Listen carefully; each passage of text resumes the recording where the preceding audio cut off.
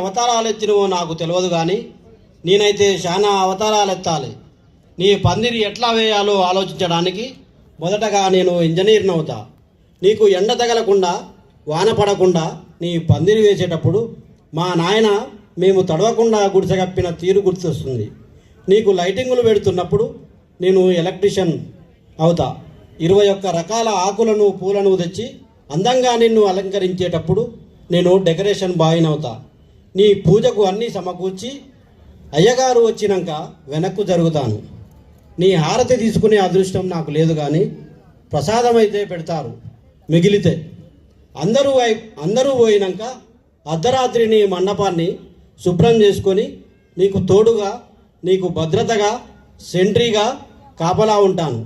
ఈ 11 రోజులు నువ్వు తప్ప నాకు ఇంకో లోకం లేదు.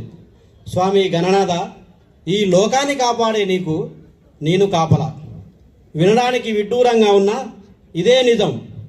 మా బొజ్జగనపయ్య నీ లడ్డూను కోట్లలో వేలం పాట పాడడానికి పోటీ పడుతున్నారు, కానీ నా చేతిలో 100 నోటు పెట్టడానికి ఇష్టపడతలేరు. నీ నిమజ్జనం రోజు ఊరేగింపులో నువ్వు వెళ్తుంటే ఆడపిల్లని అత్తగారింటికి పంపించే తండ్రిలా కుమిలిపోతుంటాను. ధన్యవాదాలు. చాలా బాగుంది లింగన్న మొత్తంగా దేవుళ్ళ దగ్గర, వినాయక మండపాల దగ్గర దళితుల పరిస్థితి ఎట్లుందో ఏకరువు పెట్టిండు. మొన్న యూత్ ఫెస్టివల్ జరిగినప్పుడు ఒక 10 కవితల దాకా నేను చూస్తున్న సాహిత్య పేజీ అనేకలు వేసిన. ఇతను పోయం వేయలేకపోయినా, ఎందుకంటే ఆ పోయం వేస్తే గొడవ అవుతుంది. అట్లాంటి విషయాలు కొందరే రాయగలుగుతారు ధైర్యంగా. లింగన్న, నీకు అభినందనలు.